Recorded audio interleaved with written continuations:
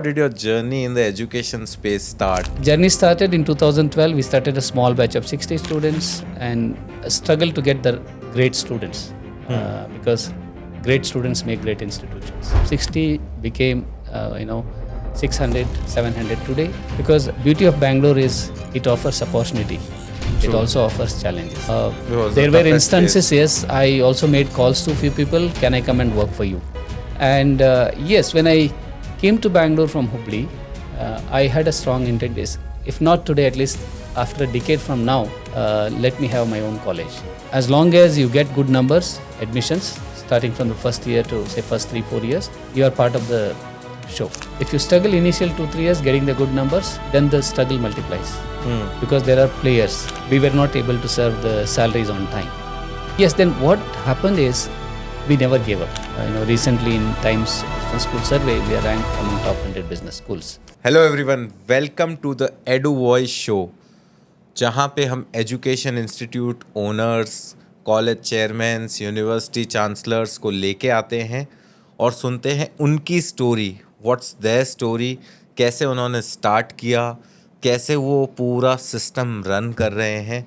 This is a very important show for education institute owners, क्योंकि यहाँ पे आपको काफ़ी कुछ सीखने को मिलेगा. हर एक का 20 से 30 साल का एक एक्सपीरियंस है, and from that experience they are running the show.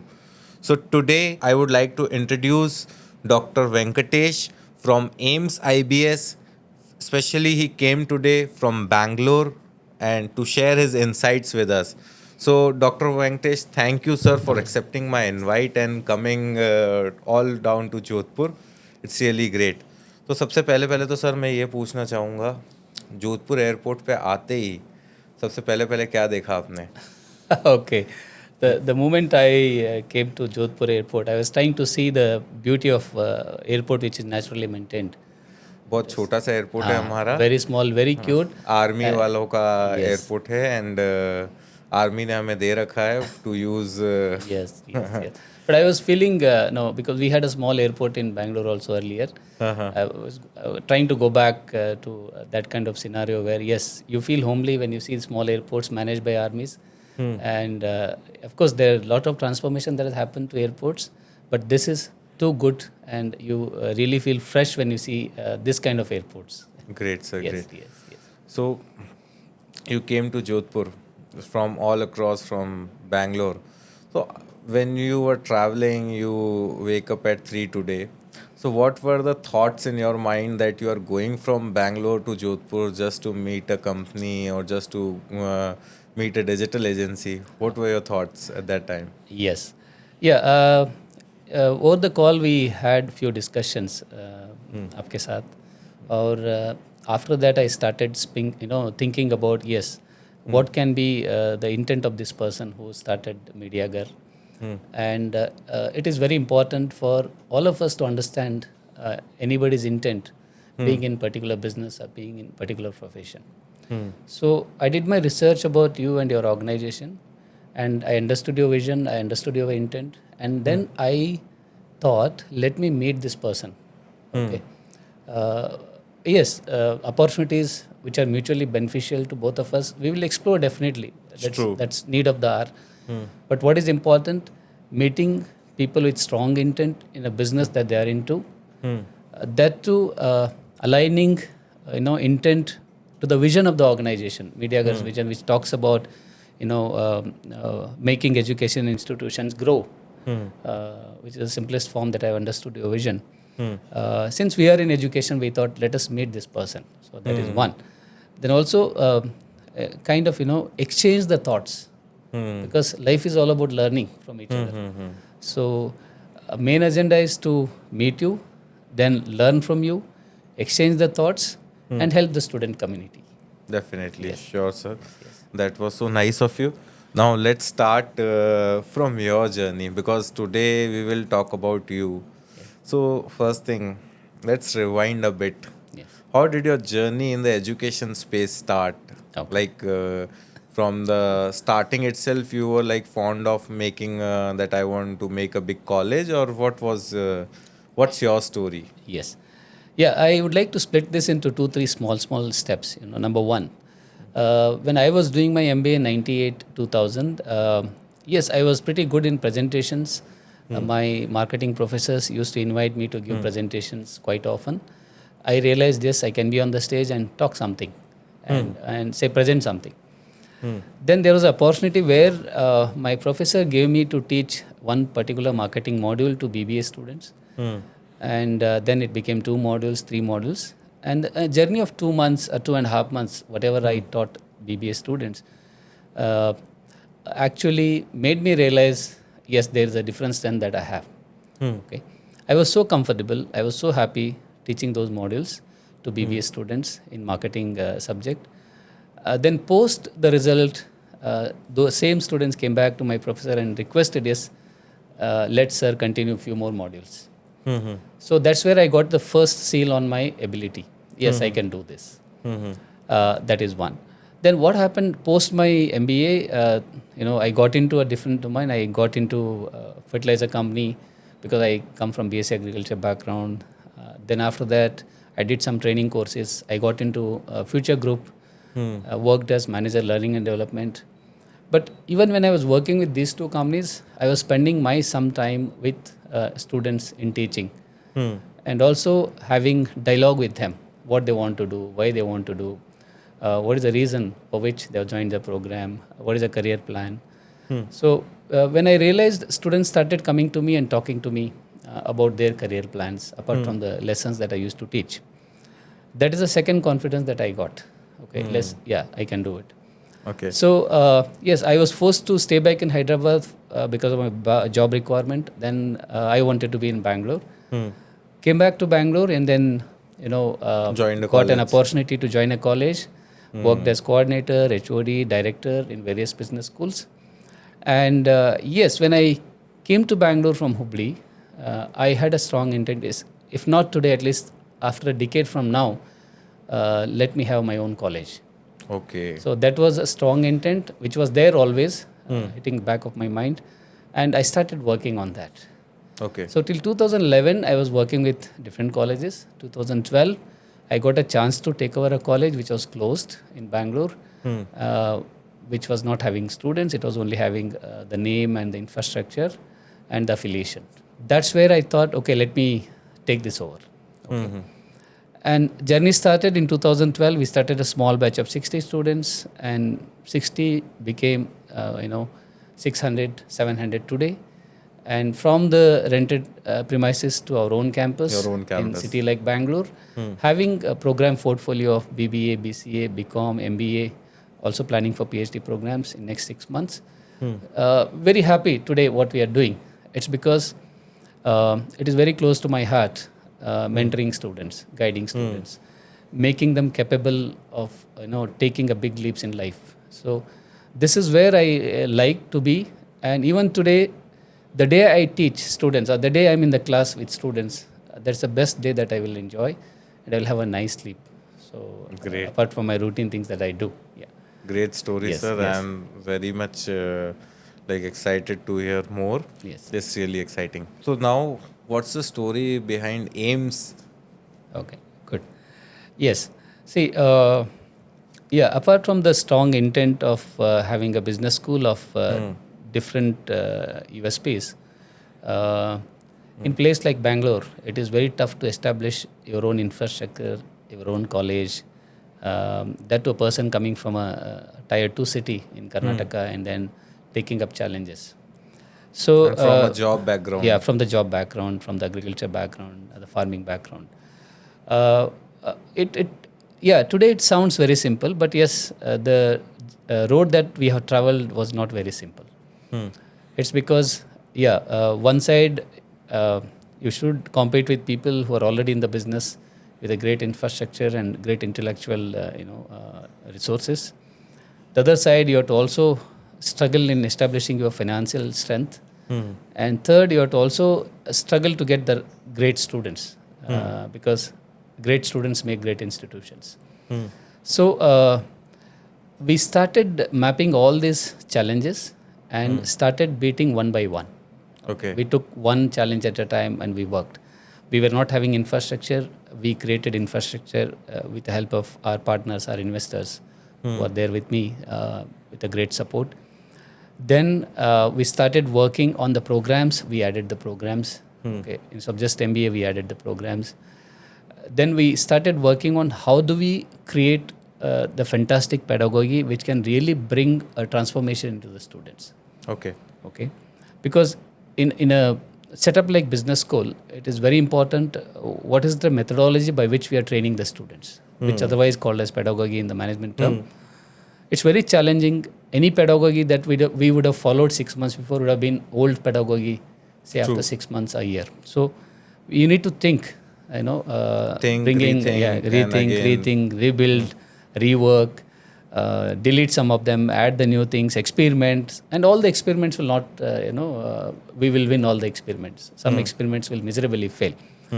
So it is, if I remember and go back to my struggle, yes, it was tough. Of course, my wife always supported me. Even today, she handles the major part of the business along with my partners, and we are working together. But today, if you see, when we have several hundred of students on the campus doing various programs coming from 15, 16 states, because beauty of Bangalore is it offers opportunity. It also offers challenges, because there are players who are big time all the time, and you need to really compete with them. Okay, so struggle is still on. It will continue.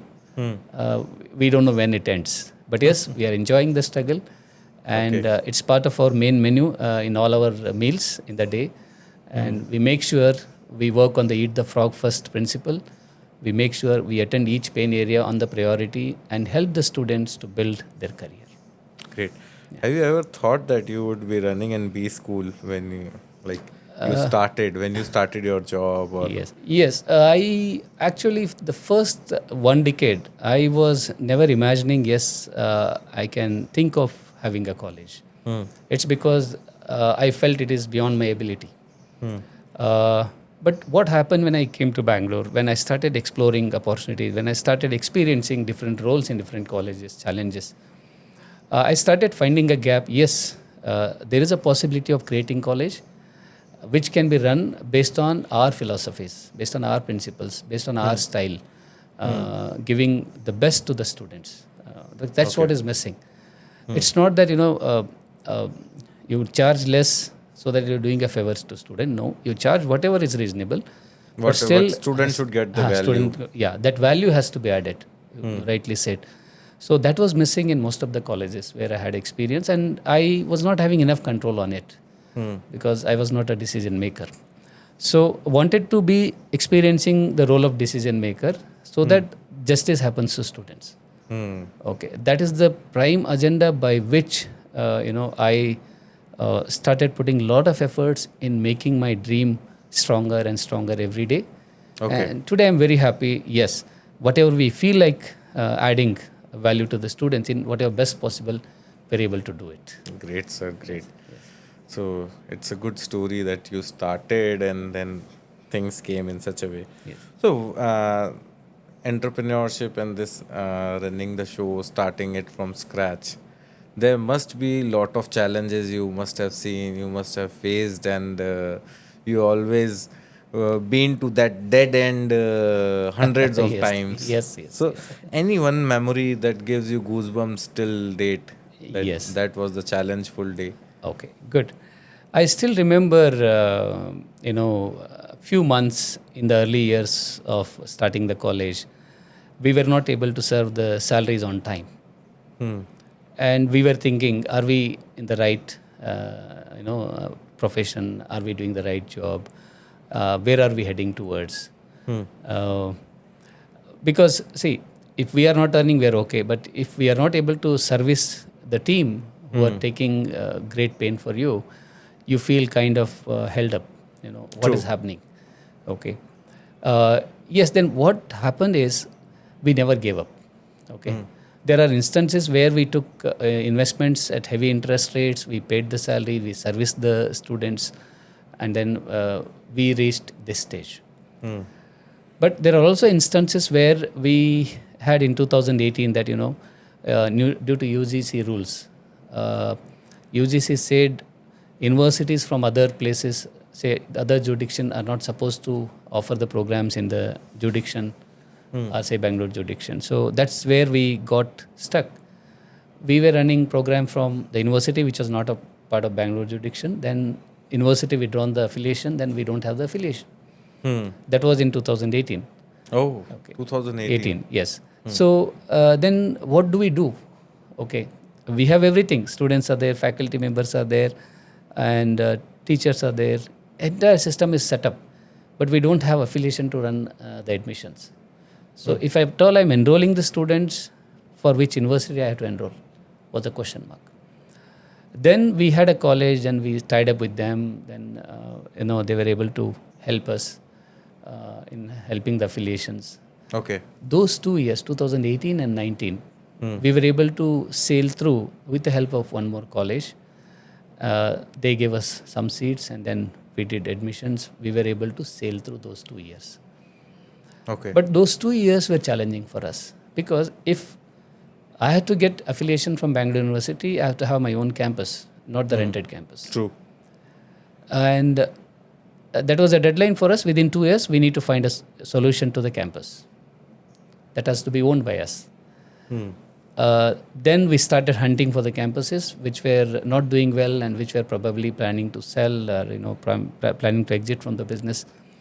So fortunately, we got one, and with great struggle and the support from partners and the investors, we were able to take over that college and continue doing that.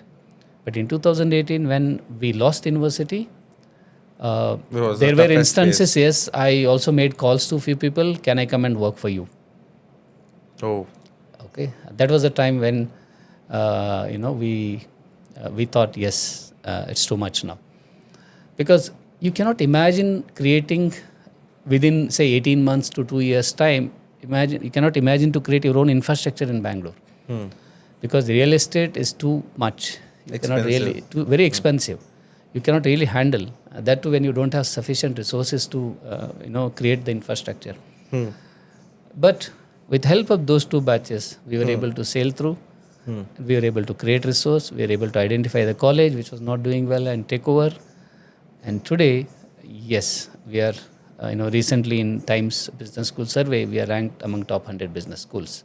Great, sir. Okay. That's what we are today. But those 2 years were tough. So, I was just thinking, like, if someone wants to open a college, let's say I only want to open a college, MBA college. So, what's the type of investment? How much investment I need if I need to open a college in Bangalore? Okay, right. See, yes, if you go by book rules of All India Council for Technological Education, yes, you need to have a half-acre land in place like Bangalore, 1 acre land in place like, say, Tier 2 cities. That is the minimum requirement. Okay. And to start with 120 enrollments for MBA, you should have 30,000 square feet built-up area, either in half acre in metros or in 1 acre in smaller cities. So, average, the college, like other colleges, how much land they are maintaining currently? Yeah, see, in place like Bangalore, it's very difficult to get the land. If you talk about Bangalore, there are colleges in half acre and there are colleges in, say, 10 acres. Okay. I'm talking about MBA college. I'm not talking about universities and the colleges with multidisciplinary courses. I'm only talking about MBA colleges or PGDM colleges. Half acre to 10 acres, there are campuses in Bangalore. Okay. So, now there's also a small relaxation from AICT. Yes, if you want to run MBA college, you can also go ahead with a long-term leased building, but 30,000 square feet. Okay. You can have a long-term lease of 30 years with the owner of the building.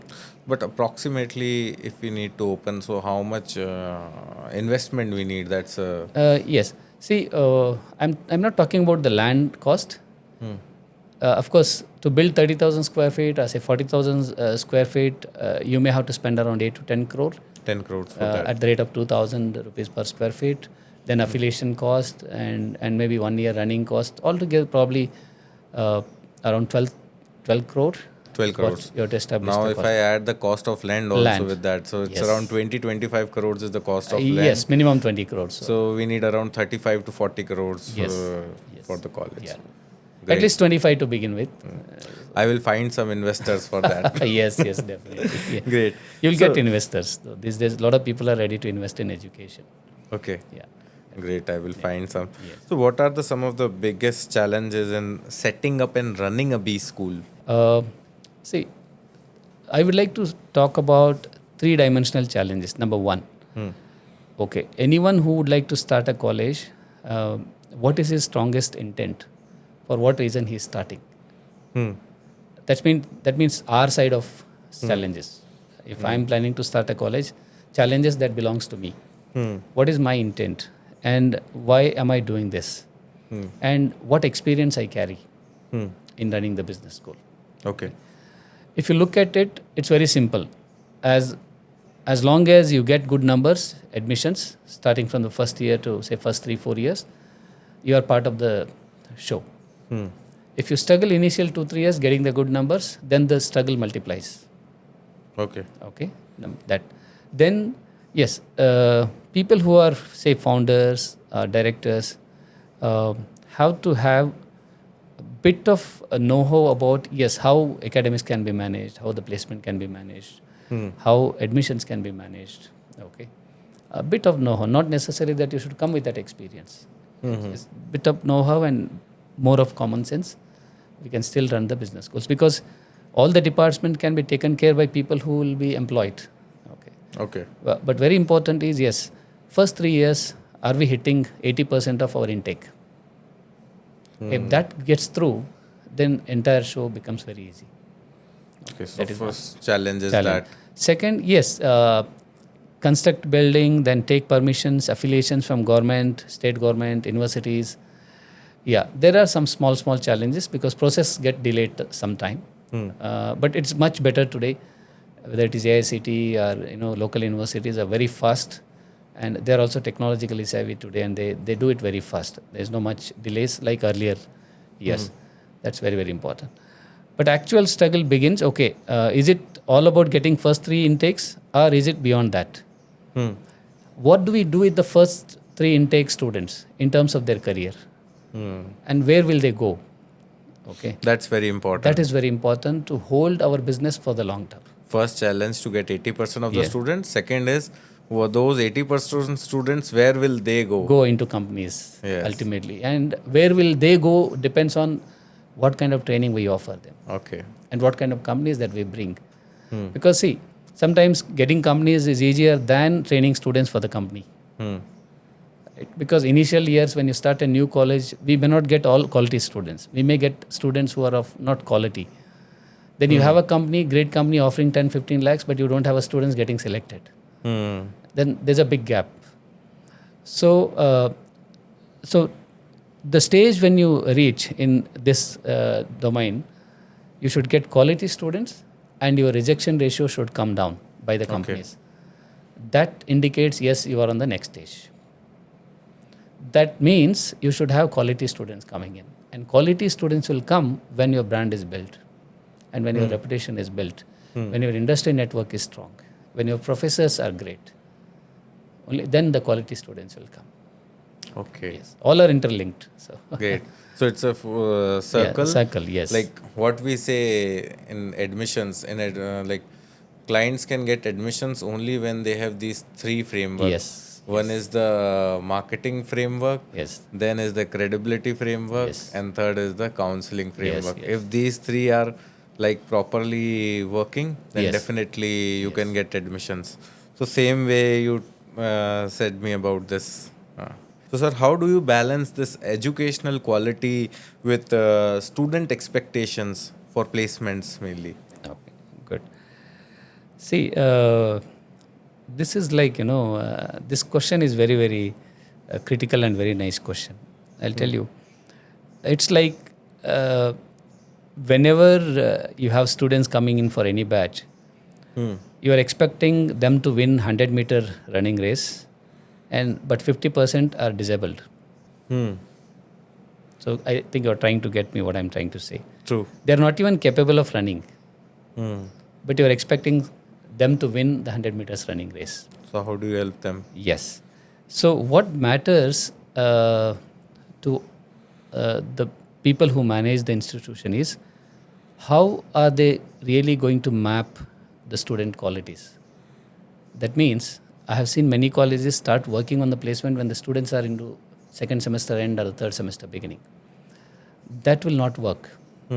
That is a kind of a temporary surgery that you are doing to the case. But the approach that has to happen, probably which we are following from last many years, is first day when they come, we have inauguration. From the second day, their training begins. For the placement. Second day. Imagine someone talking about a round of interviews on the second day of the college. What are the rounds of interviews that you have to clear to get the great offer? Okay. So I enjoy doing the session. I do it for 3 hours for all the new joinees on the second day. Okay. I tell them about there are 7-8 rounds. Okay. Starting from aptitude test, JD, personal interviews, technical round, psychometric assessment, advanced Excel test, case study presentations. So they will be shocked. Oh, I need to clear all these rounds. Not necessarily all the companies will have 7 rounds. Some companies will have 3 rounds, 4 rounds. But these are mandatory. So then when we give this 3 hours of orientation, they will understand, okay, to get this offer, they will see their seniors, placements on the notice board, on the displays, on the social media. Oh, he got this much, he got that much, he got this much. We talk about those examples. Okay. Someone getting 15 lakhs, who is your senior, who is in third semester, having offer letter already, you go and meet him. We give them that case. Okay. All those students who are selected, your seniors, who are in third sem, Go and meet them. Meet them. Also meet rejected students. Get to know from them. This is assignment given to them for 1 week. Okay. In the week first I'm talking about.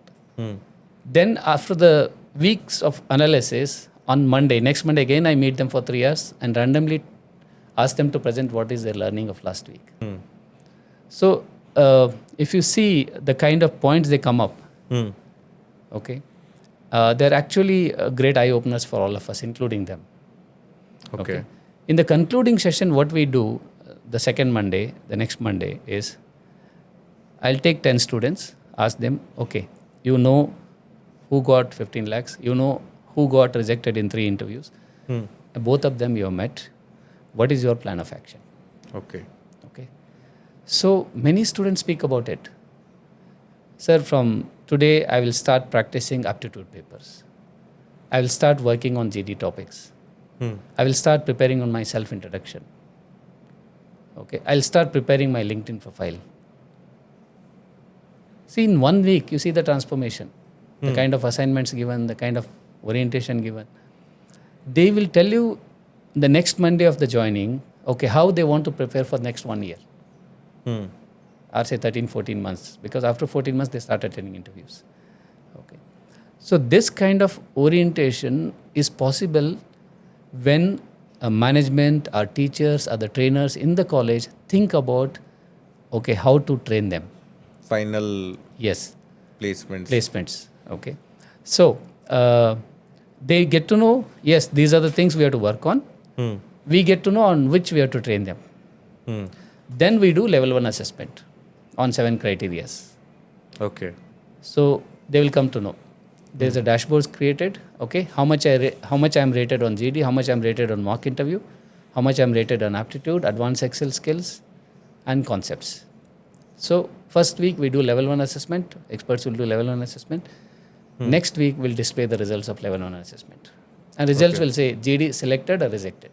Not that you got 8 out of 10, 5 out of 10. No. Okay. That's where they become conscious. They start preparing. Great insight. It was Yes. really like eye-opener for me. Yes. And that's true. Like colleges do from 3rd semester or 4th semester. They get serious from 3rd semesters. Yes. Sir आजकल क्या हो रहा है, शादी के लिए लड़की 1.5-2 साल तक ढूंढते हैं, तो जॉब के लिए 1.5-2 साल तो पहले काम करना पड़ेगा. बिल्कुल. Yes. नहीं तो you don't get the right partner, you don't get a right job. Right? This is what is the difference at AIMS IBS. Okay. So the approach is totally reverse. We have great confidence in our academic team, teaching team. We will never suffer with respect to academic results. Our students are always great in academics, clearing MBA courses. Okay. What matters to us from the day one, we tell them, you are here for getting trained for career and life. Okay, we call it as University of Life.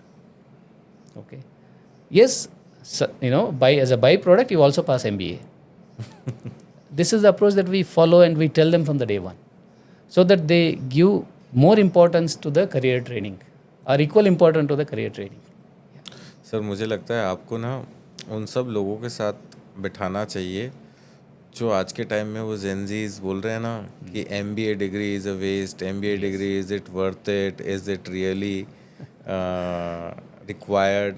तो मेरे को लगता है उनके साथ आपको बिठाना चाहिए because your thoughts are very clear and you are the man. जो वहाँ पे वो सिर्फ बोल रहे हैं, यहाँ पे आपने पूरा वो करा है.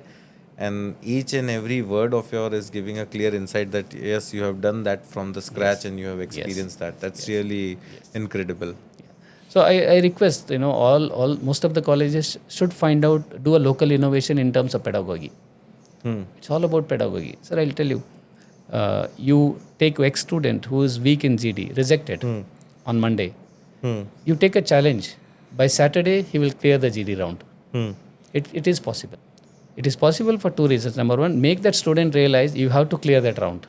And give him a helping hand, support, mentor, train, coach from Monday to Friday. And Saturday, call external expert, let them conduct a GD round. He will clear. Okay. It's all about mapping the expectations, mapping the training requirements, mapping the missing areas, mapping the skill gaps, and designing the pedagogy of that. That can only help students to get into their career.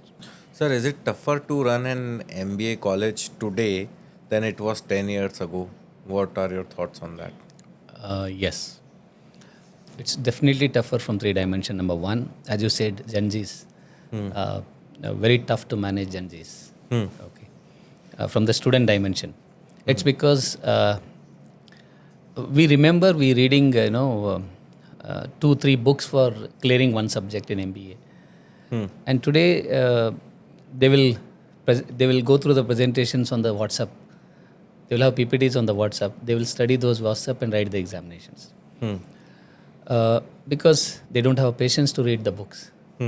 If you ask them, what is a book that you read for marketing, probably they may not tell you what book they have read. Okay, it's because they want everything. The entire result, okay. Even before they put a seed, they want fruits. That's true. Everyone wants on the day of joining. They want 1 lakh rupees salary. Yes. So that's on the first what is. day. Yes, that's the problem from the student dimensions. A second dimension from the competition. Okay, there are tough competitors around, but it's very difficult, or it takes some time to create a particular niche for yourself. How are you, placed? For example, I was telling you, in 18 kilometers, there are 14 MBA colleges. Okay. And in spite of that, we get, 2,000, 2,500 applications. Okay. And we take only 180 students out of that. And yes, all those 14, if 14th is mine, okay, all other 13 colleges are much bigger in terms of campus, much older in terms of establishment, have great credentials. But any college, that wants to really establish and run well has to create a niche for itself, identify the differentiators, okay, our USPs, and strengthen the USPs, so that the right segment is attracted. That's very, very important. Okay. In our case, it's very important. Focus, we give more focus on career training and placement and first job, because 99% of my students come with a small aspiration of getting the first offer. Okay. True. Right? It's very Everyone simple. does MBA for that. And if you ask them what is your salary expectations, okay, sir, I want 50 per month, I want 1 lakh per month, I want 80,000 per month, 1.5 lakh per month, they say. And then if you test them, somebody telling that I want 50,000, if you assess them or test them, probably they are not capable of earning even 25,000. So what we tell our team is, okay, if someone by default today is capable of earning 50,000 when he is joining my college, then he should you be capable to make 1 him lakh. capable 1 lakh at 50,000 in 1.5 year. And if you're not doing that, then what's the point? What's the point in doing this? Okay, so that's the principle on which we work. Okay. Okay. And with respect to, yes, talking about legal compliances, today it's much better, much clear, much transparent. You have, open window policies for approvals, affiliations. But what are the challenges today when we compare them from 10 years earlier? Yes. Yeah. See, One challenge you told Gen Z. Gen Z's. Second challenge, yeah, older and reputed colleges increasing intake will take away the best students, and the rest of the colleges will have the intakes or the admissions where the quality expectations are not very, very high. Okay. Okay. Today, may not be difficult to fill the seats, but difficult to fill the seats with right candidates. That is the second challenge that we have. Okay. And third and most important challenge is how are you actually managing the students' perceptions on digital platform? Okay. How are you actually managing the online reputation? Okay. That is very important because decisions happen, by referring the digital content, reviews, researches, influencers, content, activities, events, placements. Students will decide based on all this. Earlier it was just one brochure. One brochure, and then you go and take admission, pay the DD, pay the cash, take admissions. Now nothing. You get offer letter, you search for one day, you get 10 offer letters from 10 MBA colleges, sit and compare online, spend 1 day, 2 days, and then you take a decision. True. Everything is available. Okay. Right. To create online reputation management, it's very important you have quality events happening. If you don't have quality events, you cannot create fake content for the online reputation. True. Okay, because it will not be watched from the people. Right? It has not happened, but it is there. Right? True. And to add the greatest of the events, you need to innovate pedagogy every day. You have to innovate. That's the biggest challenge. Biggest challenge. Yes. Okay. And pedagogy will change based on the batch and the batch quality.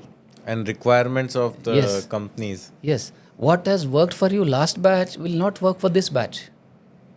I'm talking about pedagogy. True. Some experiment worked fantastic and selections happened left and right.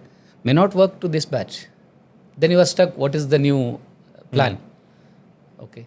So this is a daily challenge. You need to innovate your pedagogy in such a way that it matches the batch requirement. So this is very, very important in education. Okay. And then, yes, at the macro level, there are some points which are not in our control. Talking about private universities coming in, deemed universities coming in, unlimited intake of seats happening. Okay. These are part of the macro perspectives which we don't have a control. These are results of the policies that government does. Okay. So, like seeing all these challenges, any moment where you felt like giving up and but you didn't. So what keeps you going, and what's the moment where you felt like giving up? Yes. See, every time I kind of lose confidence because of some problems, I only remember the day, when I took over the college. Okay. Why? Because that is the opportunity that was given to me 10 years before. Okay. And that opportunity has created this today because the 10 years we have struggled. And what status is today, if I struggle 10 more years, it will be a different stature. True. Okay. So there's no question of looking back. There's no question of giving up. There's a question of nurturing and building it to the next level always. Great. This happens because what has happened in the last 10 years? Okay. Last 10 years, see, further 10 years are not as tough as the previous 10 years. Because today we have resources, we have brand name, we have, everything, which was not there 10 years before. Okay. So journey from here to here is on highway. Okay. A journey, what we covered is on the state highway. Okay. Or maybe the local roads. Okay. Right. So what is important is, yes, how we will keep ourselves, proactive to the market, respond to the changing situations. That's very, very important. So today we have a good car and we have a highway to cover. Okay. But we have distance to be covered. Okay. Right. But what keeps you going like 10 years, then 10 years, then what keeps you going? See, I'll tell you, Very interesting. Most of the people ask this question to me. The moment I get up in the morning, I tell myself, okay, today I have to do something new. That means I have to beat what I have done yesterday. True. It has to be completely new. So a lot of thinking happens. The moment I tell myself today I have to do something new, by which my team can go to the next level confidence. Because getting a trust from the team is more important for the leader. True. That's very When important. leader is a role model, then only they trust us. True. So every time I go back to campus, when I meet my team, I need to give them a strategy which probably they would have not thought till date. Okay.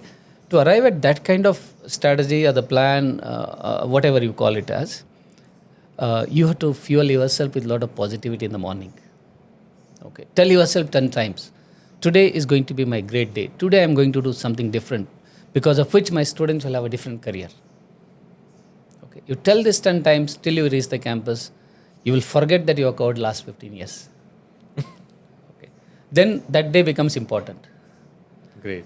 When you do this kind of physical, You mental practice thing, this daily? yeah, we have to. It's kind of a Japanese technique.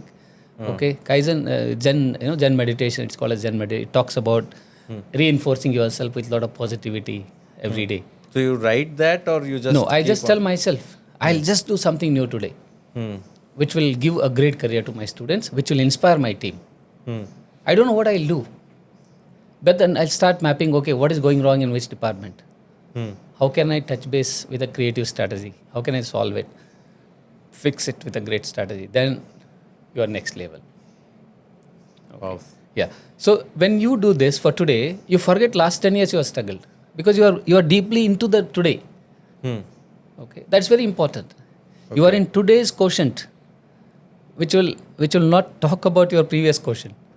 What you have done in just last focused year. on Focused today. on You're today. lost on the Yes. today's. Yes. When you do such a hard work with mind and body whole day, you hit the bed and you get a nice sleep. Okay. Some days are not good. You don't get anything new. Okay. You don't get a sleep. Because all the days it's difficult to get something new. Right? True. Because we don't get the pain point to address the new issues. Okay. So those days we may not get a sleep. Because if we are not able to create every day as a fresh day, every day as a new day, every day comes with a new plan and a strategy, then we are not actually filling the new oil in the engine. Okay, right? See, anything that I suggest to my team, which is completely creative and out of the box, believe me, team will expect the same quality suggestions from you all the time. And you have to keep up their expectations. Okay, that's the reason thinking. So for that, you have to also keep fueling yourself. You're feeling yourself. Tell yourself, yes, you do something good today, something creative, something new, which can have a direct impact on the student career. So what's your why? Okay. Why means intent. What's your why? Why you keep moving? What's the everyone has a why in their life. Correct. Oh, very important question. See, this question I ask myself, why am I doing it? Okay. The only solution or the answer that I find is, it was my choice. When I have chosen, I have to do justice. And second, this domain, this industry of managing business schools gives me a special kick.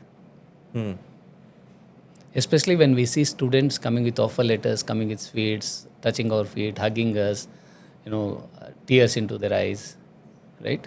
It gives us the kick. Then we forget the pain that we have taken. Okay. Great. So when we see the students, their photos coming on the Facebook, and they're coming with sweet boxes, their parents calling us and telling, it gives you a kick, and you forget everything. Okay. So because it was a choice, I left my corporate job, got into education. Okay. And I know I have to do justice to it. That's the reason, this is my intent. So I have to be doing this till I tire or retire, whatever. Okay. So that's the reason it is actually helping me. Every day I feel energetic. Okay. Maybe biologically growing old, but you feel energetic because you are doing great to the student's career. Right? And when you see alumni coming to the campus, Okay. They proudly say, sir, today I purchased SEU 30 lakhs. If I would have not started with the job that you gave me, I would have been not eligible for this today. True. Many, not every alumni come and confess it, but most of them they come and do, and they say when they succeed in life, they buy a flat, they buy a house, they buy a new car, and they go to a different company and they reach new heights in the company. They call, they share, they come and meet. Okay, they come to home also sometimes. Come home and they meet both of us, take their blessings, right? All this actually makes me, a kind of a live wire into the system. Great, sir. Yes. It's really amazing to hear this. Yes. Please. Yeah. Nice coffee. Thank you. It's going good. Fantastic. After a long time on a formal platform, I am sharing my feelings. See, we don't get opportunities to say like this. We go as guest and all. No, we have a specific intent to speak, specific agenda to speak. General motivation. We have to motivate the students. But nobody is here to motivate you. That's why You have to keep yes, motivating yourself. ourselves, yes. So AIMS IBS talks about grooming industry leaders. Yes. What does that actually look like in day-to-day learning? Okay. Good.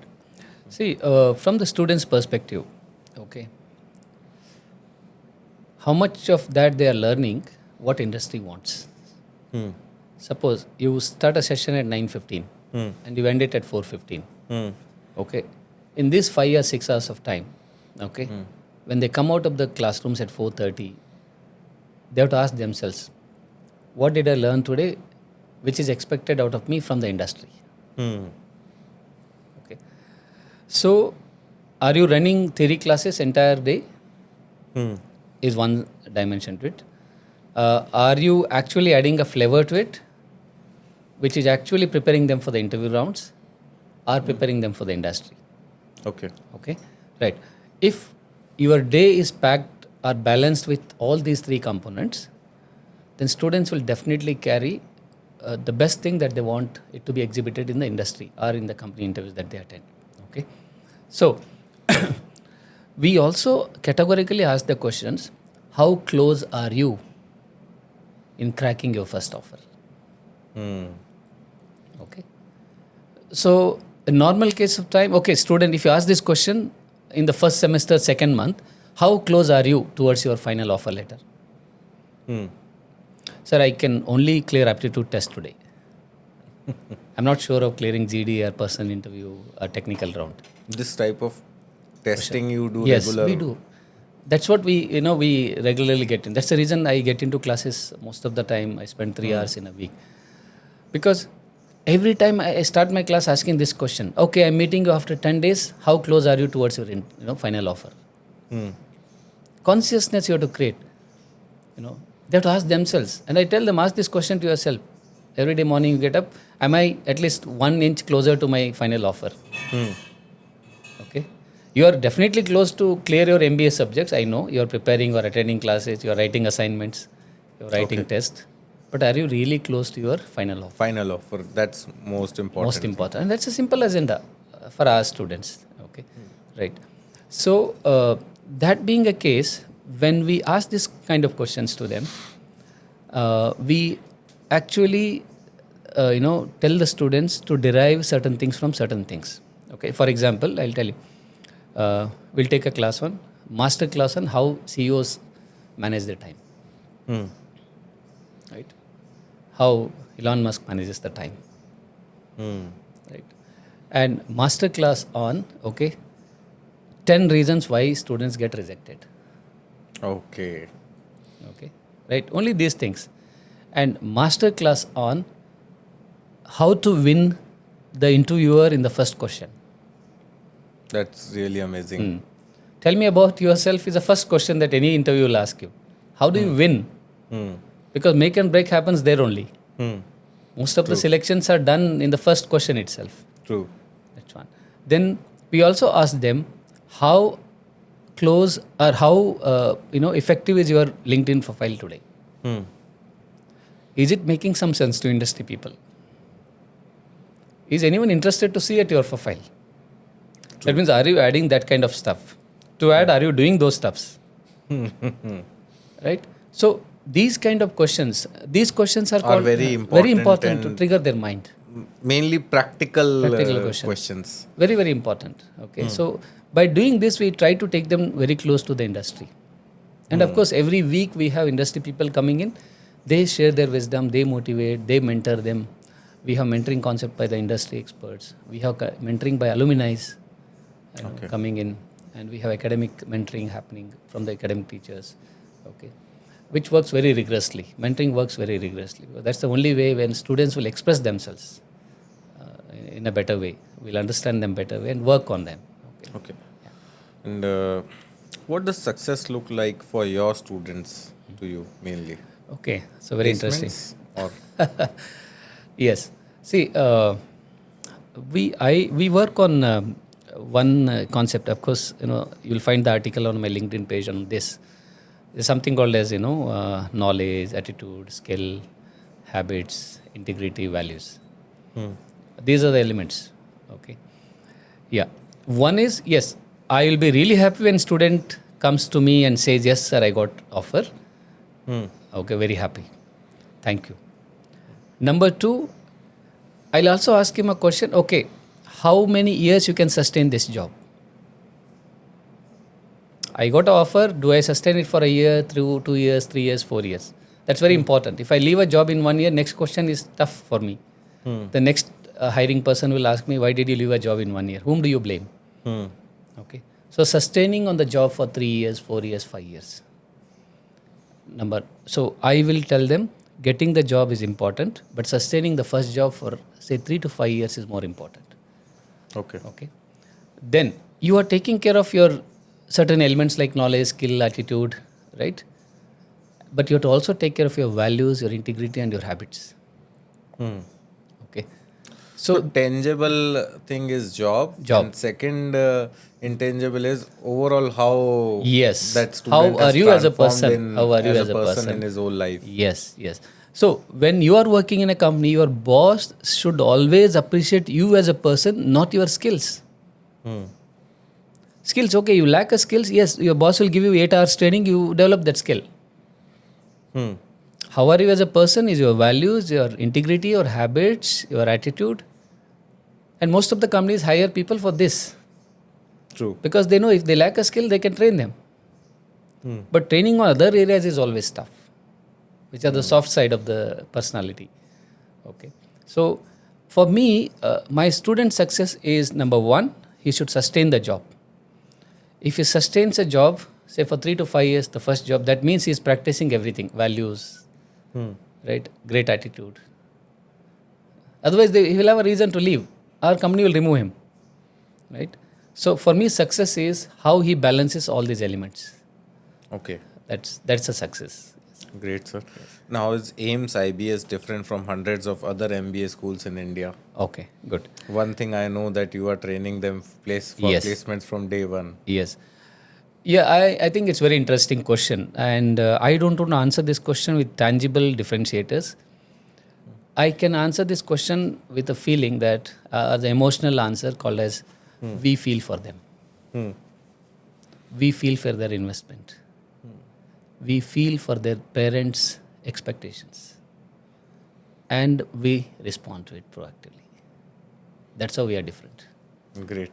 Okay. Any college, okay, you can say placement like this, global exposure like this, certificate like this, all that's fine. Okay. As a management philosophy, are you really feeling for your stakeholders and their expectations? And if you have a strong feeling for their success, you will obviously do everything that is needed for it. True. Okay.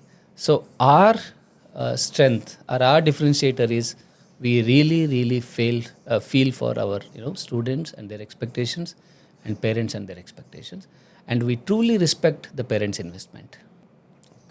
Okay. This is the differentiator. That's good. That's important. Yeah. So, a story of a student who made you proud or surprised you. Okay, that's good. See, I'll tell you, there are several stories, probably one or two I would like to see. I was in Delhi airport a few years before, I think pre-COVID. My student, of course, alumni came. He had 2 assistants with him. Okay, and then came and touched my feet. I was on some business trip. I was alone. I asked him which batch student you are. Because most of the students only come and touch the feet. The airport, everybody is around and people are watching him. He's a big man in terms of his position and all. Then he was with Citibank, heading the Indian operations. Okay, when he met me. So I asked him which batch. Okay, he said 2006 or 7. He said, "What's your name?" I'm sorry, I forgot your name. He said the name. North Indian, some student. "What are you doing today?" So I'm heading Indian operations for Citibank. Okay, and he had 2 assistants to hold the bag and help for check-in, everything. Okay, so then I asked him, "What is that you are doing for society today? You have everything today." And this was a surprising question to him. Okay, he was paused for a while. Then he was really not doing anything. Society. After 3-4 days, probably he called me and told, "Sir, I went to a school. Okay, I started sponsoring 3 children education from this year." Oh, wow. Okay, this is what actually surprised me. Only one question: what are you doing to society? He went to a school. He took the responsibility of 3 children education, and even today he is continuing doing that. Very, very surprising. Okay, and this was very emotional because, see, after 10-12 years of experience meeting, why he has to take my words serious? There is no reason for him to take my words. He would have, as good as he would have ignored my question, "What are you doing to society?" He would have ignored it. He really took it serious and acted on it in 3-4 days and called me and told us what. This example I share with most of my students. Okay, it's because, yes, even then as a teacher we played a role of he doing something to society, and he respected and he did it.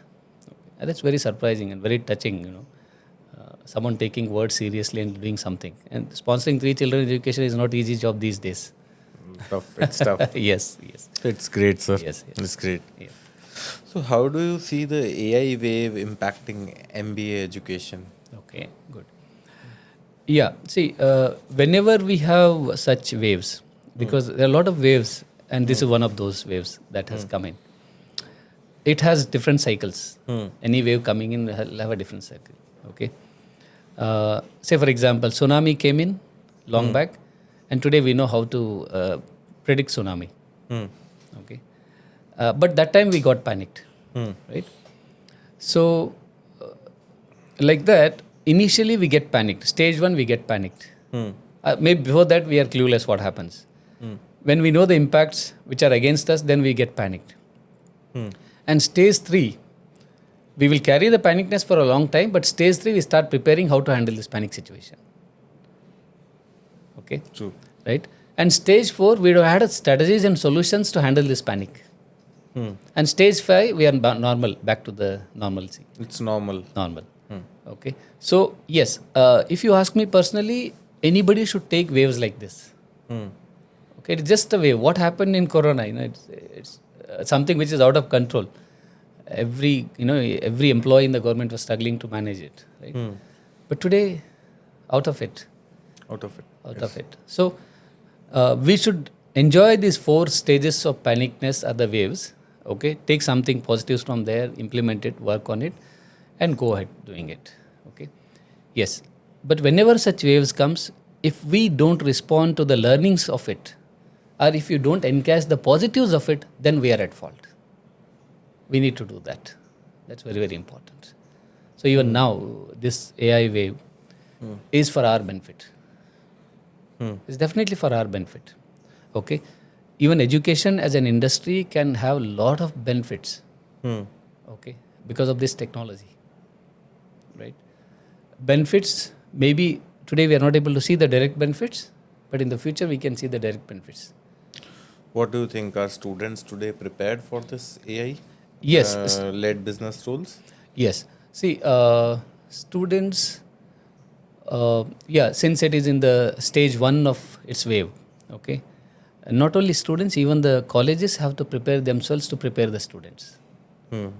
Okay, we have to teach them how to handle this wave, or we have to prepare them, we have to train them to master even that wave and explore it for their betterment or for their benefit. That's very, very important. So we need to bring in a pedagogy in such a way that they start liking it. They start taking it in a positive spirit. Okay, so that they're prepared to handle the challenges of the new technologies. And of course, it happens because every time there's a new technology, new wave coming in, and it has happened. But what is important is, what is the lean period or what is the lead time? Okay. From the stage 1 that I explained to stage 4, are we taking 3 months, 6 months, 3 years? Okay. So I feel we should reduce this lead time to have lesser damage. That means we have to have a quick learning to respond to it. What I feel about AI. True, you're right. Yes. You're right. And has AIMS IBS has also integrated AI or emerging tech in its curriculum and operations? Yes. So we actually refine all our courses every semester. We will not be able to do much with university syllabus, but apart from that, You're adding extra we're adding add-ons. extra courses which are essential, which are need of the hour. So we are working on it with a high priority, and all these new technology courses, new generation courses are part of our curriculum. We do that. What do you think? AI will replace teachers or empower them? What do you think? Yeah, I look at it as, yes, AI will empower the teachers to the next level, and AI will actually, you can say, ease in the process of teachers, teaching abilities, and AI can be a great supplementary aid for the teachers, which can empower them better, and difficult that AI replaces the teachers. Okay. Yes. Now let's go to some of the leadership values, because you are a leader and you are running the show from last so many years. So what's a leadership lesson you have learned the hard way? Okay. Yes. The first lesson, very, very probably a funny answer. As a leader, one should learn by failing. Unless you experience the failure, okay, your learning is not accepted. Number 1. Number 2, as a leader, we should respect the fear of failure. Okay. The reason is, when we are conscious that we may fail, or when we have the conscious fear that we may fail, we'll be extra cautious to attend those things. So, when we succeed, when we have all rosy things happening around us, we don't respect the fear of failure. We have to respect the fear of failure. Okay, that's very, very important. And the most important lesson that any leader, in fact, including me, is how do you keep up your mind every minute positive? Very important. Every minute it has to be positive. So you are sitting in your cabin, you have a panic situation coming. But how you are positive? Yeah, how you are positive. And within how many seconds you bounce back with resilience. That's more important. You have a situation, yes, there's a problem. Okay, students fell down from the terrace and there's a problem. Are you taking 1 minute, 50, 30 seconds, 20 seconds to bounce back with resilience and be positive in handling that issue? Or are you getting panicked for 1 hour, 60 minutes? Okay. So as a leader, we should reduce the bounce back time. And we need to practice it. It's because panic buttons are part of our menu. Every time we have new challenges. Every day we have new challenge. Every hour we have a problem. Either employee related, team related, technology related, anything. You call it as anything. True. So I say, okay, can I bounce back in 1 minute from the situation where I was and where I am heading? Okay. I have seen people taking 24 hours to bounce back. Okay. I have seen leaders getting admitted into the hospitals on temporary IV because of panic situations. Okay. Right? It's not needed. Yes, it has happened. We need to address it. Okay. Bounce back in 1 minute, attend the problem, solve it at your best, and That's go true, forward. because if you take 60 minutes, that problem will be worse. Worst. And I lost 60 minutes. How can you regain those 60 minutes? Hmm. And it's very important for any leader. 60 minutes is, you are into business, you know the value of time. It's too tough to get 60 minutes back in the life. How do you personally stay motivated? Like, Okay. because Yes. it's tough. Yeah. Every time you make a plan, you make a goal, you make everything, and you will say that you will go to that, follow that for next 90 days, 180 days. Now, you are not a robot. You will have different feelings, you Yes. have different emotions, you have different things. So, Yes. how do you stay Okay. motivated? Two things. First one, of course, most of the leaders keep themselves motivated by reading books. So I don't read books, but I have app which explains me the entire book in 30 40 minutes. Number one, and that's the first thing. I read a lot of books. Okay, and second most important thing, the reason that I keep myself motivated is I work on one simple, kind of say word. Do I have a choice? I don't have a choice. True.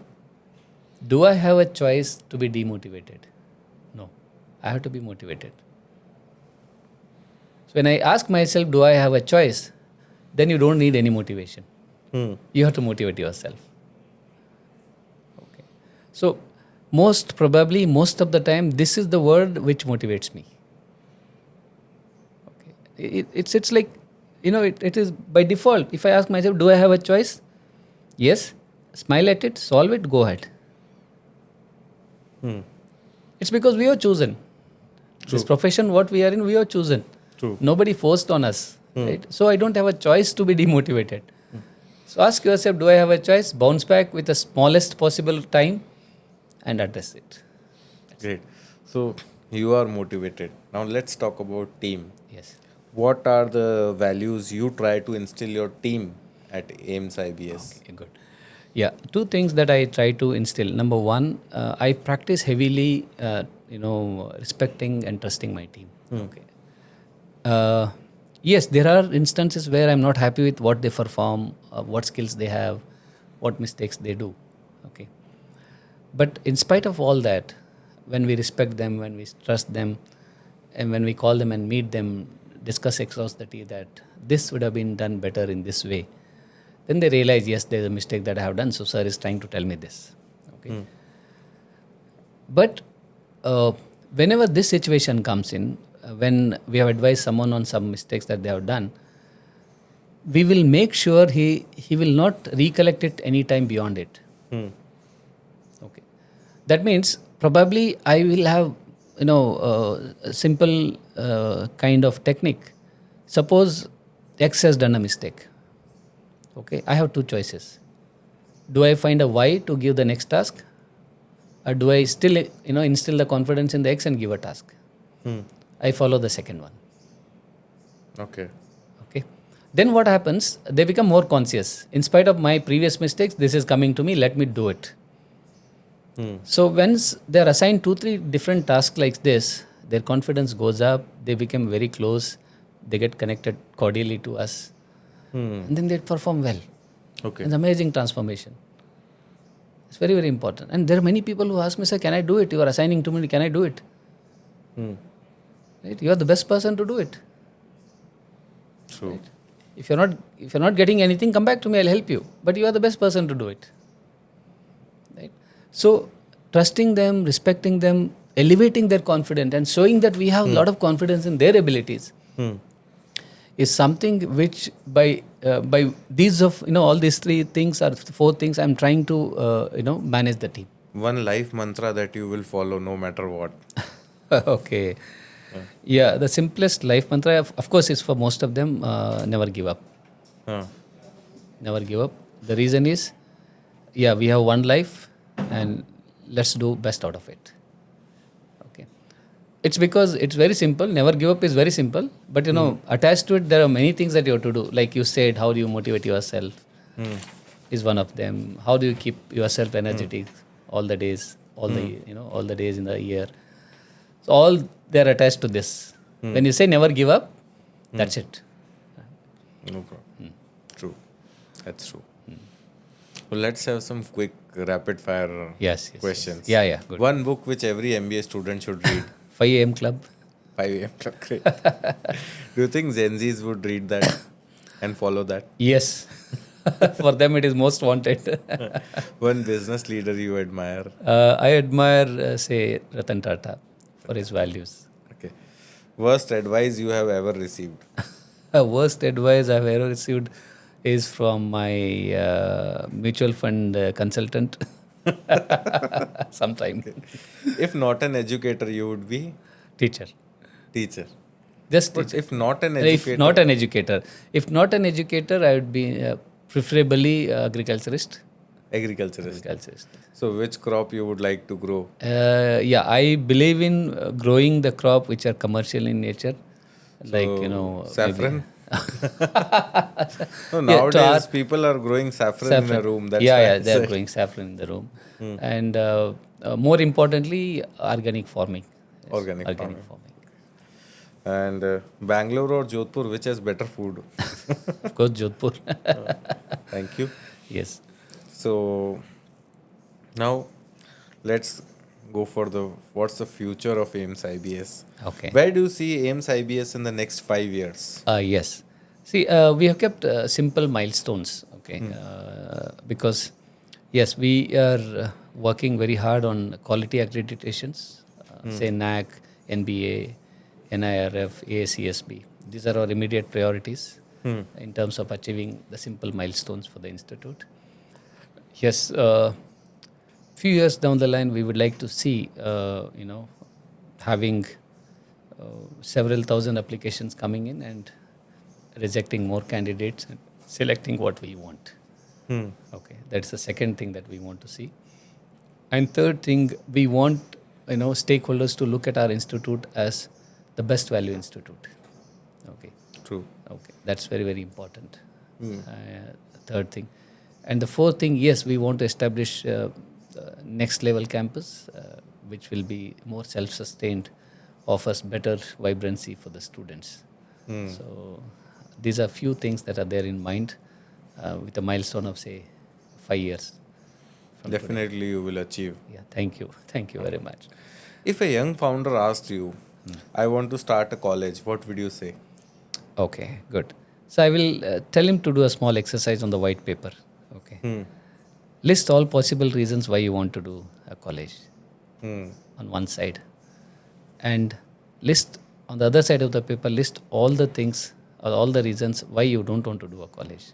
Okay. And meet me after that. Sure, then I will also meet you after that. Yes. Because most of us, we fail in penning down our intent. Okay. So I'll tell you, intent word is so nice. It's very important. Very important. I tell my students, have an intent for today. Have specific intent for today. Okay. You have a great intent and agenda to get a great offer, but what is intent for today? Okay. Yeah, simple intent. Okay, before I complete the college hours, 4:30, okay, I'll make sure I will do a self-introduction in a better way. Small intent and specific. And I also tell them, be specific in life. Don't be generic. Okay. So I was asking this question 2 weeks before we had a management fest. Before that, we had a campus interview. Okay. Why are you here for job? Okay. Which specialization you want to take? Clueless. Okay. You are very specific, you want a job, but you are not sure what specialization you want to take. Which job he wants, which Yeah. specialization The next you question want to further. do. Specialization, what kind of companies, what kind of salaries, what kind of roles? They don't have answer. They feel it's too early to answer all these questions. Okay, whatever you answer today, not necessarily you have to carry all these things. You can change. You are saying today my specialization is marketing. You may change it finance. You have that flexibility to change, but have something specific today. True. Okay, because when you are around the word specific, you start doing research about it. And you find, am I fit or not fit? If you feel you are not fit, you will change the specialization. True. Okay, so I always tell specific and intent are very important words. And work on it. Be specific in everything. So that you start working around it. Because you need, Specific is terrific. Yeah, specific is terrific. Because as much as I am specific, okay, That means my scope of operation is very, very small. Then only I can test my strengths and weaknesses. Correct? Like Mediagarh is only focused on Education, yes. institution. That's specific Right. in this. Very, very specific. Very, very specific. And then probably I'll tell you, since you're talking about Mediagarh and we're talking about being specific, I was doing a small research before coming to meet you, you are actually sitting on a gold mine and your vision is fantastic. I'll tell you why. There are 14.5 lakh schools in India, out of which 7 lakh schools can afford the digital marketing budget. Oh. Okay. There are 5,500 MBA colleges, amongst which 3,500 can afford your digital marketing budget. Private, I'm talking about private schools. Then there are 1,200 universities, out of which 650 are private universities. Okay. In India. Okay. Then there are 17,582 edutech startup companies in India. Okay. Which is number one. India is number one. And of course, India and US always compete for 1 and 2 positions. US has today, I think, 300 less than India. Few months before, US was leading. So there are 17,500 edutech startup companies. And these edutech startup companies keep 8% of their revenue for marketing. Okay. And last year's advertising budget in education sector was 99,800 crore. That's true. And a vision of yours and the company Mediagarh is actually made a choice of a right industry. It's a right industry that you are into. This is a scope that you have. Okay, right? And yes, you can take whatever cake you want, whatever share of cake you want. True. You can help any number of institutions. If we can give the value, then Yes, you can take whatever. do it. But this is the scope of the industry that you are with. And in 2020, edutech sector was worth $117 billion. And today it is $225 billion. In 5 years, it is doubled. True. Okay. And these are some reasons why education sector for you is a great cash crop. Okay. And you are in the right time entering into this. Okay. So what legacy do you want to leave behind? That's too early to yeah, ask, but still, have you thought something on that? Not really thought. Probably this question can trigger me to think, what is the legacy that I want to leave behind? As you said, probably I start thinking about it. It's a good question which is triggering me to think about it. No problem. We will have one shoot in Bangalore. Yes, and we will definitely discuss that. I'll definitely work on it.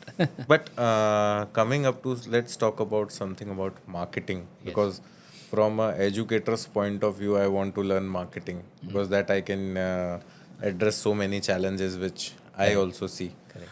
So in today's time, every college is offering a degree. You only told that there are 14 colleges in your line offering a degree. But only few are building a brand. Correct. So what does brand building mean to you in education? Is it important? Is it required or what? See, before I really tell my opinion, I would like to tell how educators used to perceive a brand as. Okay. In their bucket list, they never had a concept called as brand earlier. Okay. So, brand as a concept is entering to educators' mind in a very aggressive way recently. Okay. That too with the growth of digital marketing and digital technologies. Okay. It's because digital space throws so much of information to the students or the potential students and to the parents. They can really make a great choice of decision. Okay. That's where the educators are finding now, yes, we need to work on the brand. Okay. And perception management of the brand, reputation management of the brand, building the brand which can sustain long. Okay. It is now where they're trying to add this as one of the agenda into their bucket list. And then it is now where educators are finding to allocate a budget for it. Okay. So now it's like they're aggressive now on it. Okay. It's because they've understood, yes, students are making a decision based on the information that's available online. True. Okay, right. Yes, I'll tell you. Earlier also colleges were spending time on the marketing and ad budgets. Now also they have to spend. Probably they have to spend more. Probably they have to optimize the spending for the right source. It's because internet offers them every opportunity. True. Okay, that's how. In fact, it's more easier today when educator associate with companies like yours who are experts into it. They will do your job. Okay, you just tell them your expectations. True. Okay, as an educator, you spell out your expectations. What exactly you expect out of this? Okay, I expect out of you. Say expect from Mediagarh and team, right?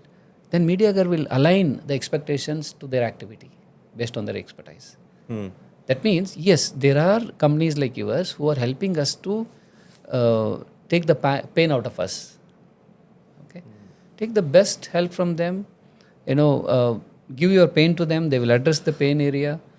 And have their advice always. So you feel brand building is important. Very important, very very important. Towards. With quality stuff into it. Okay, you need to do the activities which really build the brand, and express those activities across all the fields, all the platforms, so that it reaches to the right public, reaches to the student and the stakeholders and the decision makers. Okay. That's very very important. Yes, you have to have a one agenda like brand building and reputation management into your bucket list as an educator today. True. Now, I've felt that for you brand building is very important. Yes. Yeah. Now, based on that, you have traveled from all the way from Bangalore, that's a metro city, to Jodhpur. What made you take this step, and how important is relationship building in your growth strategy? Yeah. Number one, the reason I'm here is to, as I said, to meet you and understand your aspirations and share my aspirations and align both of them. Okay, that's the first reason. And number two, okay, there are several kinds of growths. Okay, one growth, of course, which has a direct impact on the balance sheet. Okay, True. which is more or less we take care as an entrepreneurs, as a business owners or edupreneurs, we take care of that. Second growth, which is tangible in nature.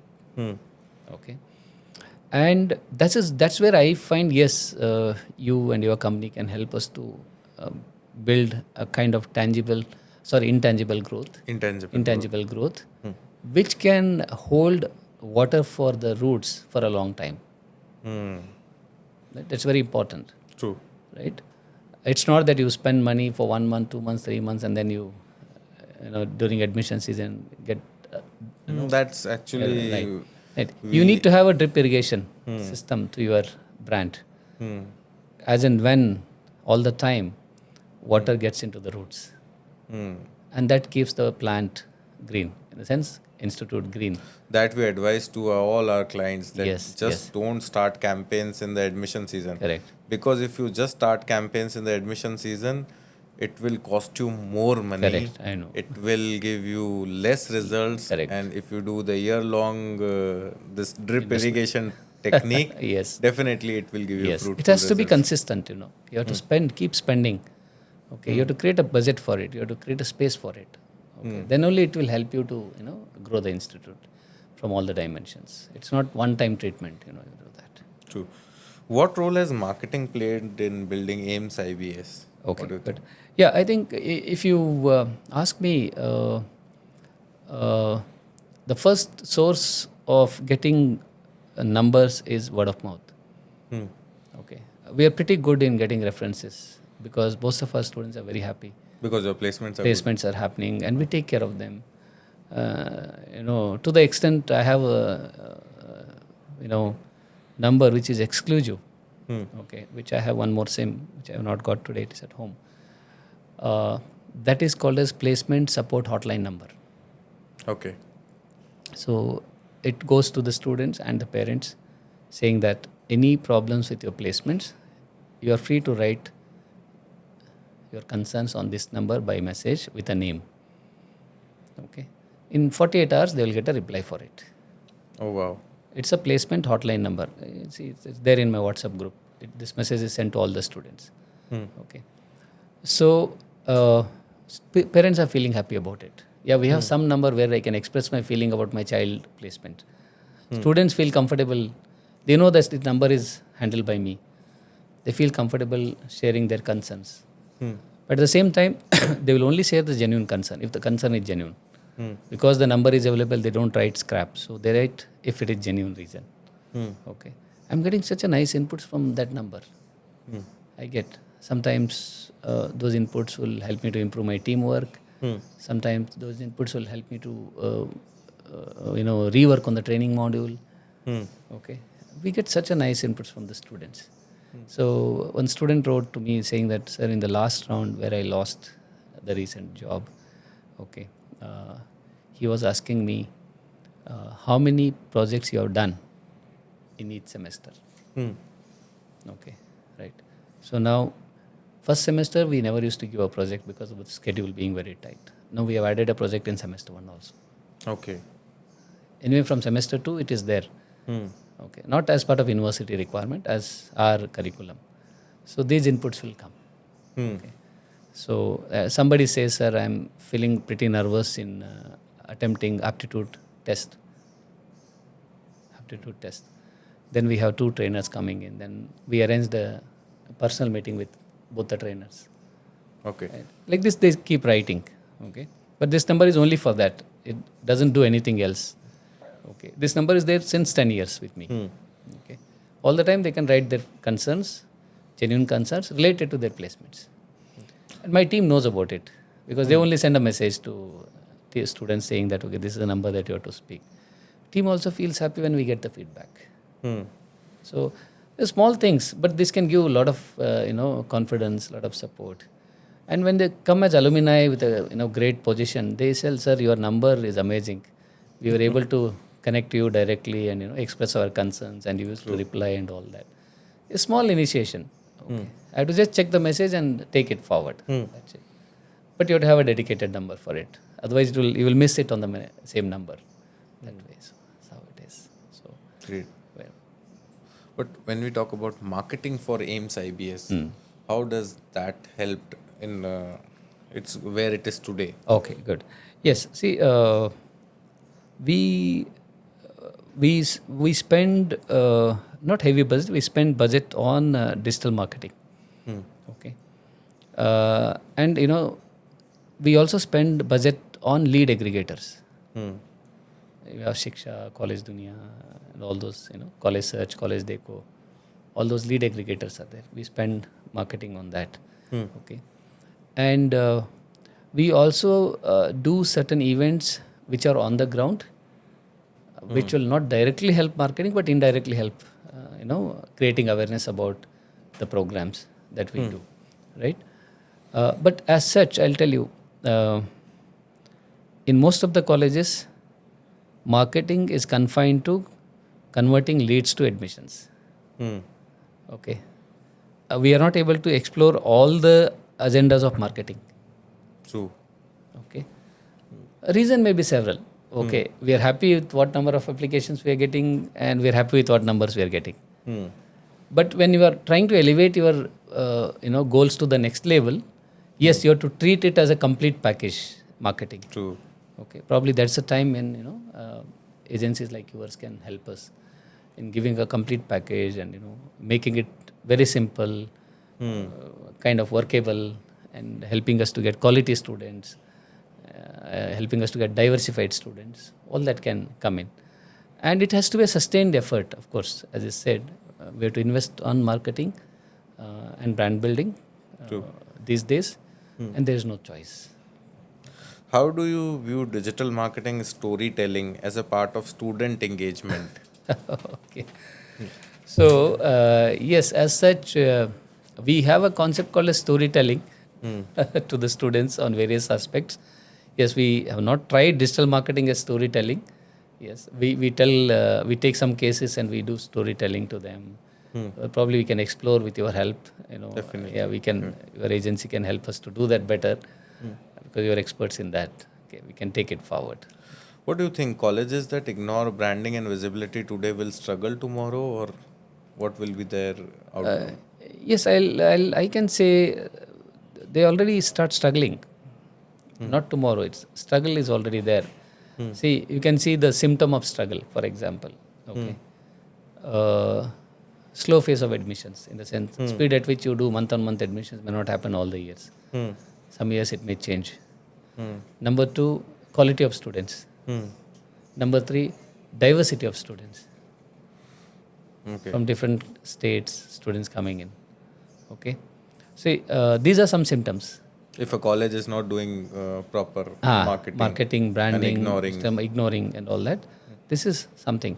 And it's very important. Suppose if I'm not getting students from northeastern states, it's important for you to get the students from there.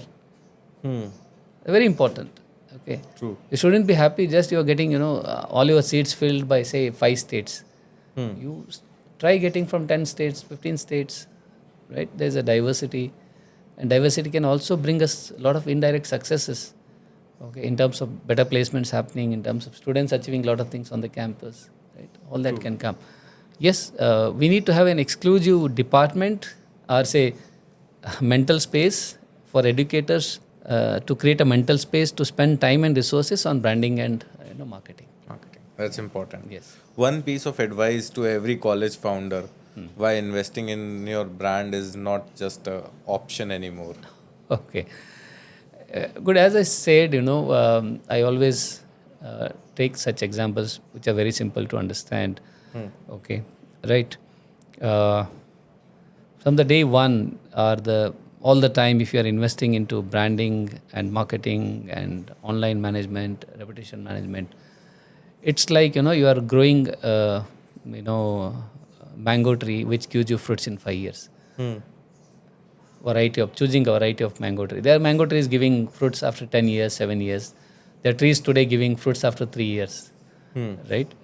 So, simple, request to all the educators, yes, treat it as a tree and it should have a right watering system, right a manuring system all the time, right trimming system, right all the time.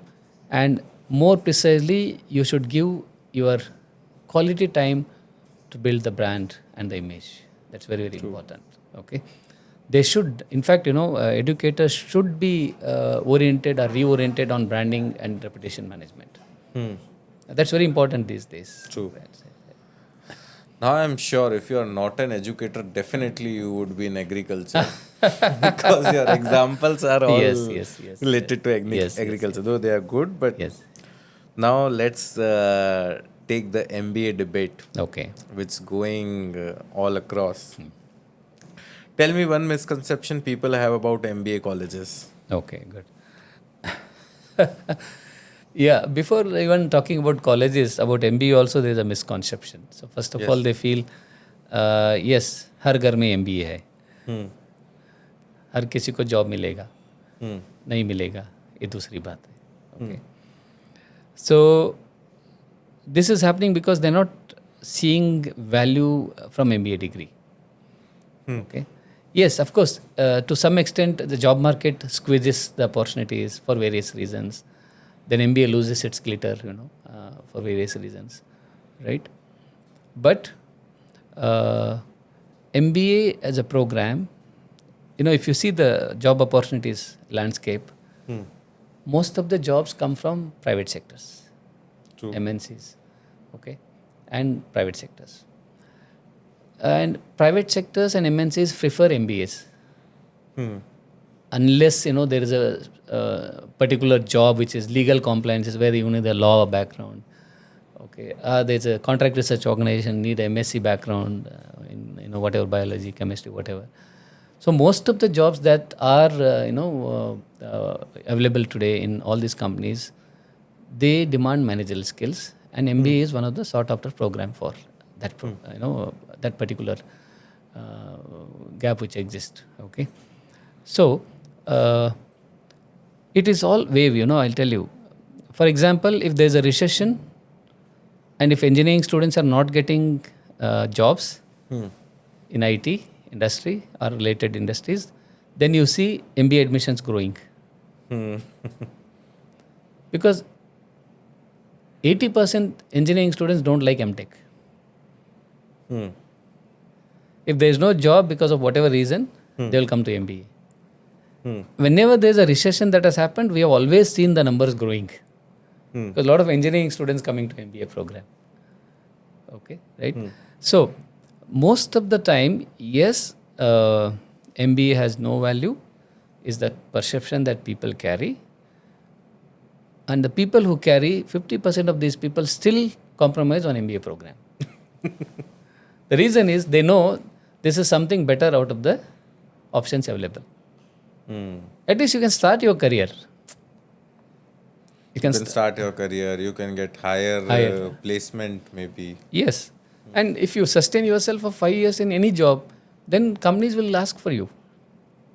It's all about sustaining your first job 5 years or 3 years. They will ask for you.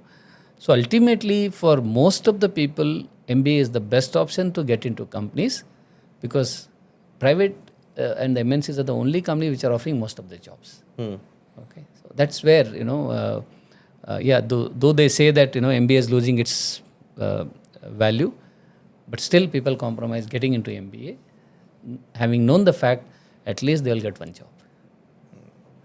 That's true. Yeah. What's broken in India's higher education system today? Okay, right. Probably I can say, let it be any program in today's system, should induce more practical insights. Okay, more of doing by learning insights. That's very, very important.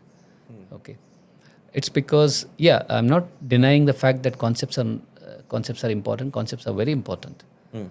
But if the program is designed or redesigned or modified or reworked in a way that where students get practical insights, where companies feel, yes, we got the ready material available for our disposal and for our use, then probably companies respect the programs and the degrees.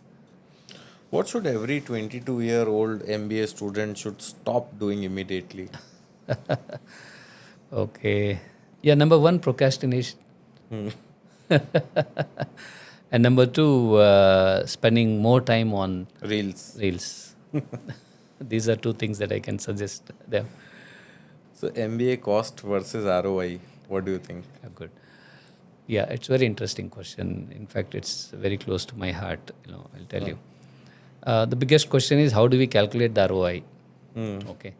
Yeah, some people say whatever fee I pay, I should get salary. Okay. Then where is the scope for talking about the skills that a particular person has? Okay. If I'm paying 10 lakhs, that doesn't mean that I have skills. Right to get a 10 lakh placement. Yes. I have skills worth getting 10 lakhs placements. I'm eligible to pay 10 lakhs. My father is paying. But do I have those skills to get 10 lakhs?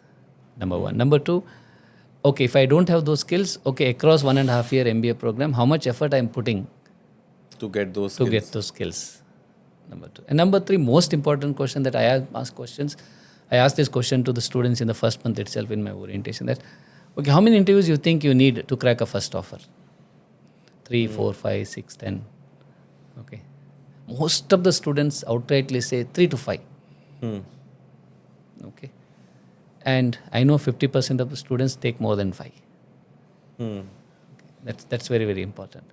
So, how do you calculate ROI is, okay, if you are taking your education loan for your MBA program, okay, make sure you take care of your expenses and you pay off your education loan even before you get married.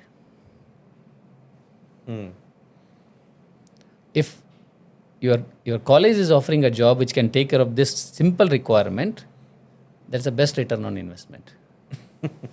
Very simple. True. Right?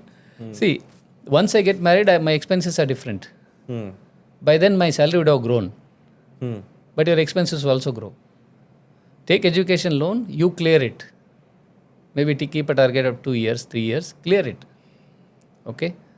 By the time you complete 3 years and you clear education loan, you would have grown in terms of your salary and your position and your role. Okay? Right? So, better they calculate the ROI like this. Not that I paid you 10 lakhs, I want 10 lakh jobs. Okay? Because we will have 10 lakh jobs coming to campus, but will you get selected? True. Right? That's very, very important. Your roommate getting selected and you getting rejected. What an irony, Skills. right? You both are in the same room. You come on the two-wheeler. Probably you share everything. But that day you get rejected. Probably you don't see each other's face that day evening. Right? The kind of situation. I talk about all the situations to them in the first month. Just imagine, I ask them to close the eyes and tell them, just imagine today you had an interview which is 10 lakhs, then your roommate got selected and you got rejected. Close your eyes and imagine. They get scared to imagine, I'll tell you. The generation, that's a problem with Gen Zs, They even get scared to imagine the tough things. Okay, right. Then they realize, yes, okay, there's a possibility of me getting rejected. I should be prepared for it. Okay. Then they come back after the class, they talk to me. Sir, I imagined that I know I'll be rejected for 10 lakh. Then do what is needed for not having rejection. Identify in what you are weak, take our trainer's help, work on it. What do you think? MBA worth it in 2025? Yes, of course. I will keep on asking these questions for MBA.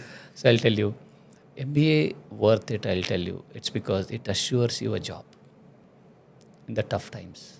How you build on your first job, how much salary you reach in 5 years is up to you. But you at least get a salary certificate. And your account will get credited the salary every month. At least you will not depend on your parents for your pocket money for the initial few years. Okay, right. So, if you compare, say, I do MSc chemistry. I'm not comparing the courses. I do MSc chemistry. You see the scope of MSc chemistry students getting into job. How many contract research organizations there? You have Syngene, you have Biocon, you have say GVK Bio. Very few companies. True. Right? But you go to a small company, like, see, our college. I need an MBA, fresher. Right? You go to a small manufacturing unit which is manufacturing, say, chairs, furniture. They need an MBA. For sale. Yes. For sales. Yes. Okay. You go to a small mobile showroom, Samsung outlet, Chroma outlet. They need MBAs. Right? So it gives you the first job. I'm sure about it. Maybe salary may differ from X to Y, and duration within which you crack the interview may differ. And rate of growth at which you grow may differ from person to person, but you will get a job. Now, if we say, you are saying MBA will get a job. Yes. But why MBA graduates are not getting jobs today, and what's the reason behind that? Yes, very important. I keep reading a lot of reports about all kind of business schools. Every year, the post-placement season, there are a lot of reports that come into the open sources that this much percentage of placement is not happened. Even top institutes, they talk about 3%, 4% are not placed. A small institute, 20% are not placed, 30% are not placed. I'll tell you, I always debate with my placement team. They say student is not up to the expectations. Okay.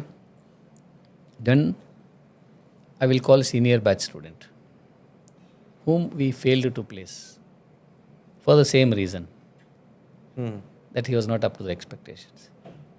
Put him on a speakerphone. Where is he working? Where are you working? He will say some company. What is yours? Whatever he will say. We spoke about this student last year also. He's not up to the expectation. We were not able to place. Today he is working. There are only two possibilities here. One, he must have retrained himself before giving that interview. Or second possibility, we must have been failed in identifying the opportunity that he got on his own. Right? So, MBAs don't get placed, yes. At the same time, MBAs get placed, but it's a matter of time. Okay, can I get placed after my completion of MBA within 3 months, 4 months, 5 months? Okay. The way we work, we place most of them before they complete third semester. Okay. We work like that. And those people who fail in 5 interviews, we conduct a program called as Elevate for 15 days, then we give them the interviews again. Right?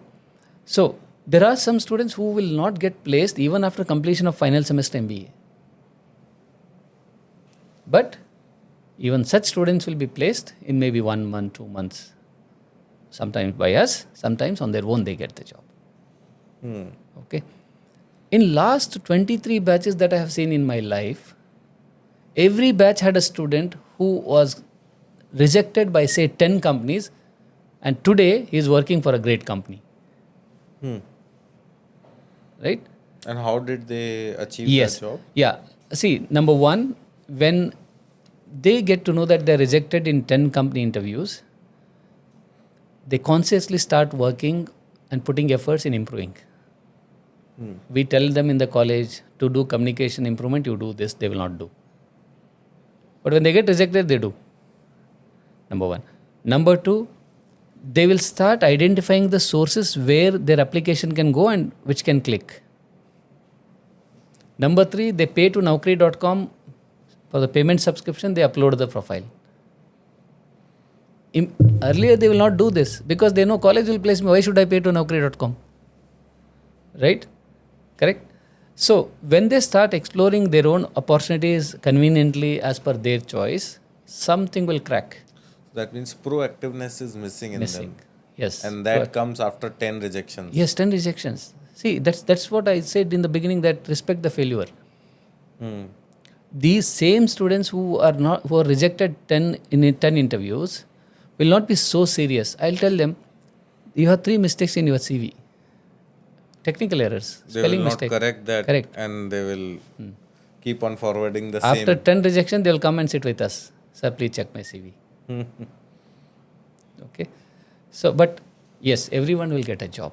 There is no, unless somebody says, I don't want a job.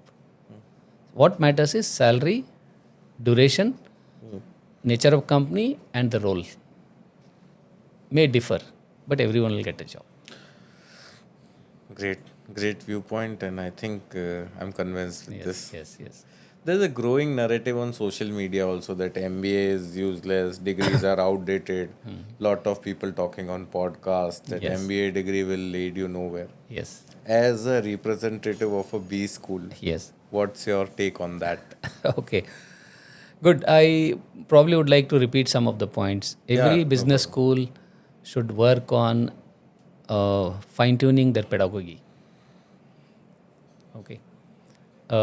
Because if they are not able to give a right inputs to the students when they are learning MBA, okay, it's very difficult for them to get a job. Okay. Create a pedagogy in such a way that it is more practical in nature. Okay. For example, there's a concept called as balance sheet. How to analyze balance sheet. Teach them. But make sure you get 5 companies' balance sheet and ask them to analyze and submit a report. And present it. I'm talking about simple thing. Okay. Right. You have a concept called as segmentation. Choose the best products which are succeeded, the products which are failed. Ask them to analyze, do a comparative analysis, why failed, why success, what is the segmentation, and present it. Right. So, unless and until you don't bring the practical insights into this, they will not be capable of getting the jobs. Because no one will ask you define marketing in the interviews. Okay. They will only ask you, how can you apply this? So when we say, what are these people missing when they say formal education is no longer important? And these are so-called big startup owners also. Correct. So what they are missing? Good. See, I'll tell you, when universities design curriculum or institutes design curriculum, one suggestion probably that we all need to follow is bring industry people to design curriculum. Okay. Take industry people as advisor to create pedagogy. Okay. Okay. And bring industry people to take their viva on the subject. If these things can happen, then there is no question that, these kind of comments coming on the social media or the open platform, right? We have to have a reverse approach, okay? Because universities have restrictions. Every 2 years, 3 years, they change the syllabus. They don't change every 6 months. And we are bound to teach that subject because exams will be on that. If you're teaching something which is not working, better universities design curriculum with help of industry people. Every year, industry people should be on the board to redesign the curriculum, not every 3 years. Okay. And also, they should have a guidelines how to deliver this course. True.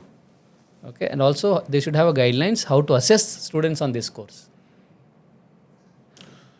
Great. Now, what would you say to a student who is like very confused between joining an MBA or joining a startup, jumping into a startup directly? Okay. I think, it's my most favorite exercise. I will repeat again. I'll again give him a white sheet. I'll ask them to use both the sides. Okay. Okay. First side you write, okay, why you want MBA. Other side you write, why you want startup job. Okay. So, suppose in the first side of the sheet if you have 6 reasons and the other side of the sheet you have 8 reasons which are valid, take up startup job. Okay. Right? Because suppose somebody working in startup for 3 years, 4 years, 5 years, he will have still opportunity to do executive education from top institutes. After 5 years, if he goes to IIM Ahmedabad, IIM Bangalore, he can still do executive education. Executive MBA he can do. Right? These opportunities are available today, not the earlier years. Okay. Great. He would have had opportunity to experience, learn. Okay, and then he takes up a break and does MBA. And even many companies sponsor also for weekend programs from top institutes. And many companies have in-house arrangement of MBA from top institutes. They sponsor. All that happens. But for anything and everything, there is a confusion. White paper is the only solution. Because he is the only person who can write the reasons, not me and you. We can help them to analyze the reason and tell them which is valid, which is not valid. That we can do. But he has to write the reason. Okay. So this is the best exercise for anybody and everybody. Unless that white paper inputs come in, we cannot counsel them. Great. Your roots are very strong Yes, and yes. I am amazed. Thank you. MBA is not a degree, It's a lifetime experience, I can say. It's a life-changing and lifetime experience, I'll tell you. So, any message for the educators who are watching this? Okay. Good. Yeah. As educators, my fellow colleagues, we all have to feel for the students and do what is needed, for them to get into their first career. Okay. And also, we should be working on our pedagogy every now and then, all the time, so that students get practical insights into the courses and industries accept them. Okay. So that's what. Now, any message for students? Okay, good. Yeah, students, I have the most simple message to them. For anything and everything, be specific in life. Okay. Because you are not in the stage where you can explore many options. Okay. I'm not talking about, so you have to do education degree. Do you have a choice? You have a choice, BA, BBA, BCA, BCom. But you don't have a choice of not doing degree. So be specific. BBA analytics, okay, be specific. Why analytics? Okay. Then after BBA, you want to do MBA or MS analytics? Yes, be specific why you want to do this. Okay. By being specific, you are squeezing yourself. Okay. You are narrowing down on the scope so that you are very, very clear about what you want to achieve out of your life. Okay. So we get confused when we are more generic. This Saturday, I want to watch a movie. Very specific. If there are no good movies, want to watch a movie is very specific. If there are 4 good movies, want to watch X movie is very specific. You are very clear. Okay, True. Problem is solved. Right? Clarity is important. Clarity. Because being specific brings clarity. Okay. I asked them other day, it was a great experience, I'll tell you. I asked them to close the eyes for 10 minutes. Okay. I had written some questions on the whiteboard. I told them, answer all these questions in your mind. I don't want to know the answer. You answer. At the end, I asked them, okay, did you answer all the questions? Some students said, no, sir, 2-3 questions we were not able to answer. Why? We are not sure. You are not sure means you are not specific. Great. So today we are not specific, we are not sure, they are saying. Okay. Right. You be specific about it. Okay, question number 3, you are not specific, you be specific about it. And now tell me.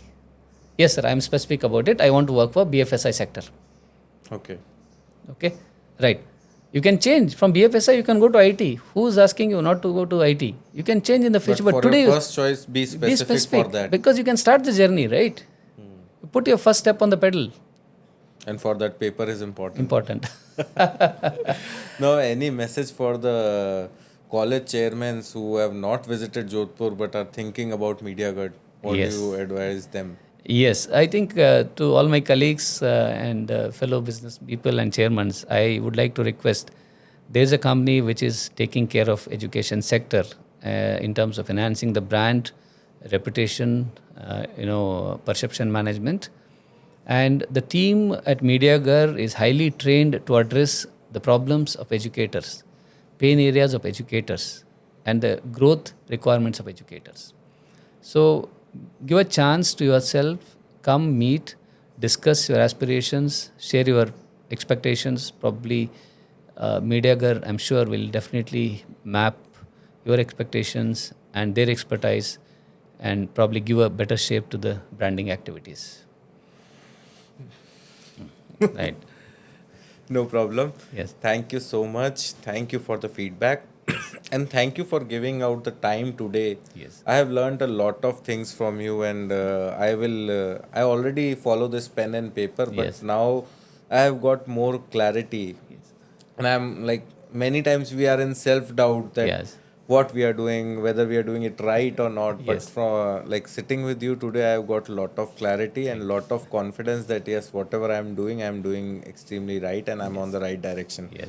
So thank you first for empowering me No, and then empowering our audience. So thank you so much, sir, for Yeah. coming to Jodhpur. Yes. And next, definitely we will shoot in Bangalore. Oh, yes, definitely. Thank you. Yeah, and also, I must, accept this and say to you that there's a tremendous scope, and as I mentioned about the numbers in education sector, landscape of education, Indian education sector, and your initiation of helping us educators to build the brand to the next level is having a genuine cause, genuine initiation, and I'm sure we'll all support. We'll all grow. In turn, we'll all grow together. Okay. Thank you very much for inviting, and the fantastic time that we spent, Pankajji, and wish you all the best for Mediagarh Thank you so much, sir. to reach to the next heights. Thank okay. you, sir. Thank you. Thank you. Thank you.